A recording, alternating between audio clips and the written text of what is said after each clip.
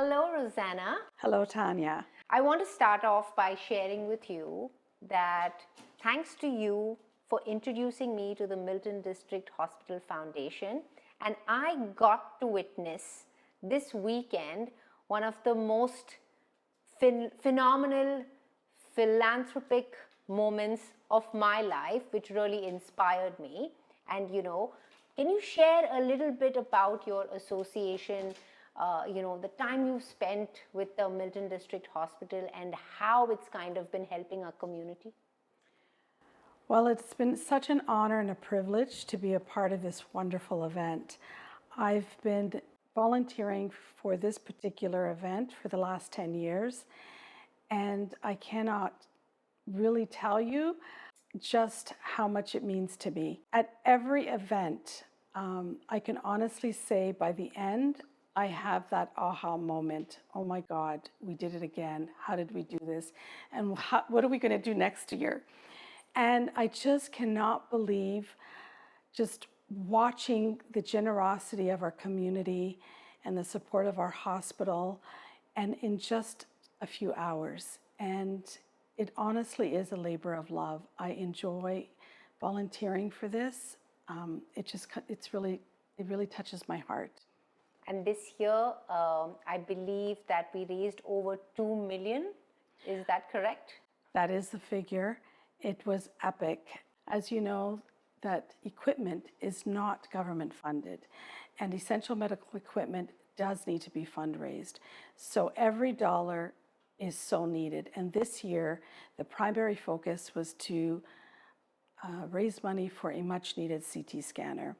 And it was so wonderful that we were able to announce, after this wonderful evening and generosity of our community, that we were able to purchase a CT scanner. And what does that cost usually? I believe it's over $2 million. Wow. Or $3 million. I'm not sure, to be honest, but it's in the millions. And our CT scanner is 15 years old, and our doctors, our heroes, cannot take care of our patients without updated medical equipment. And their list of equipment is so long. So often people wonder, why do we need to keep raising money for the hospital? It's because equipment, you need new equipment, but then old equipment needs to be replaced. So the list just goes on and on and on. Right. And every year there are priorities. And this year happened to be the CT scanner. So I am just beyond thrilled that we've been able to do it as a community. It's just been, it really does bring tears to my eyes. And Rosanna, share a little bit with us about that moment where you had an anonymous donor this year, was so grateful to the hospital, and one of the doctors that has been around, and made a significant donation. I think that's really worthwhile and a testament to itself, how people can be so selfless if you just show, you care. Decades of caring. That's what the 65 years was about. And this gesture, resonated with that, right? Absolutely. And it was just such an incredible moment. And also for the doctor, Dr. Kim, who was, it was wonderful that he was celebrated that night by a patient that was so grateful, that wanted to remain anonymous. And that is what you feel when you go through a life-changing moment and your health is at risk. Your doctor is a hero when they save your life. And we may not all have the means to do what this anonymous donor did, but that's just an example of the gratitude. And it was just such a moment. And, donating $1.5 million. Phenomenal. It was phenomenal. In honor of his doctor, it was just such a moment. I can't even, well, you were there. Yes, well. I was there. there. I had goosebumps. I was like, wow, I'm here to witness this moment. And it was just, we get so busy with, life and the smaller nitty-gritties and, but when you kind of come to an event like this surrounded by like-minded people who want to do good for the community, right? And you kind of see that generosity. It just tells you there is so much more, to life. And since I've known you over the last couple of years, you've been a very successful businesswoman in town, and eventually, you've moved on into giving back to the community. I see it as philanthropy, whether you invest your time, whether you bring people together to believe in the same cause, or you're financially able to make that commitment as well, and you do all those three so well. Do you find that you being in business in Milton, being part of the community and then transitioning into giving back is something like, what did that journey look like? Well, I want to say that philanthropy, I think, really started very young for me, and I do attribute it to my family, my upbringing. My family always taught me that generosity is not measured with wealth. It's measured with your heart and how you help people. And that really was the root of my upbringing, and that just transferred into business naturally. And I've always been philanthropic in my business, even in my early years when I was really busy. I was a law clerk, commuting downtown, raising a family, all of that. And I just always went back to my roots. Be kind, give back. And that always worked for me. And I was always in leadership roles, and I always seemed to put great teams together that really supported me and were loyal, and I gave back wherever I could. It was really when I moved to Milton that it changed, where I started to get more involved.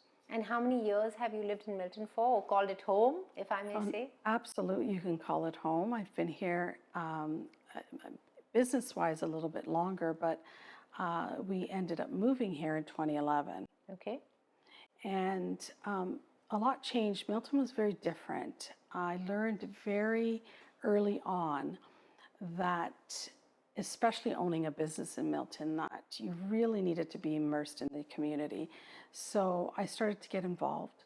I started to participate in many events and volunteering, and I just started to feel more part of the community. And now you've been a very successful chair for the Milton District Hospital Foundation. I also know you're part of the ICCM, which is the Italian community. Is that correct? Italian Cultural Center of Cultural Milton. Center, yes.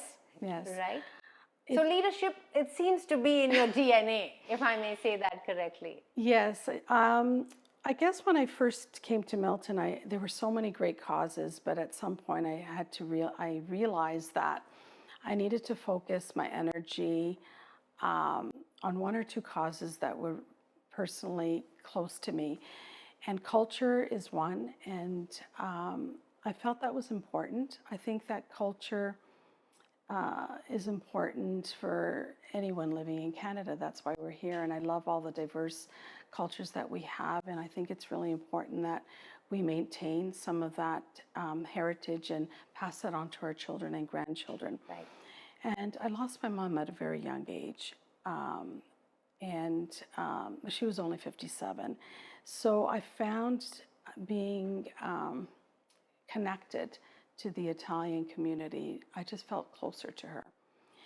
And then, of course, everything that I saw her go through in her journey, and health, battling cancer, and just her gratitude to all of her caregivers.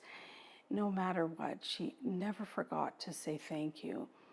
That I just felt that those were my two causes. And I really stuck to that. So I've been involved in both for 10 years now, over 10 years now. Yeah. And I can see that's very, very close to your heart, right? Yes. And you seem to do it with a lot of, passion, having a community mindset. But when you do have a community mindset, where you always work towards bringing people together, working with different, within your culture. But Milton is growing, is very diverse right now, right? And I'm sure on the committees and everything, you see that it has a diverse culture. So it's more energy, it's more time from your side. Do you find that, of course, with all the experience that you have, but there also has to be a point when you give so much, right? Mm-hmm. Sometimes your self-care is something that, takes a backseat. I know that's something I've experienced, as, a busy working mom, right? How is that? How do you manage that? Well, I don't do a great job with that, but sometimes in life, things happen that you don't have control over. And sometimes the change, you're forced to make the change. And unfortunately, earlier this year, I did have a bit of a health scare myself. And it was a bit scary, and it really made me stop and think. And it was very difficult to realize that I wasn't able to do all the things that I was used to doing and push forward as I normally did. And I had to actually stop everything for a period of time. So that was difficult for me. And much so that it's really the start of my retirement from business to start. But what I did learn is that you can still give back, and you could still change the way you do things. And I have so many years of experience that it doesn't mean that I have to stop. If anything, this experience has only validated that I need to continue to do what I do. And I will continue to do what I do as long as I can. And with the support of the many fantastic friends and family that I have, and that have supported me in good times and challenging times, I will find a way to give back in any way that I can. Yeah, with a smile, and that's how you do it, like your mom said, right? Yes. That's Yes. right. Yes. Well, thank you, Rosanna, for sharing your story with me. Every time I have a conversation with you, I learn something new. I'm always inspired. And thank you for sharing your time with me. Thank you, Tanya.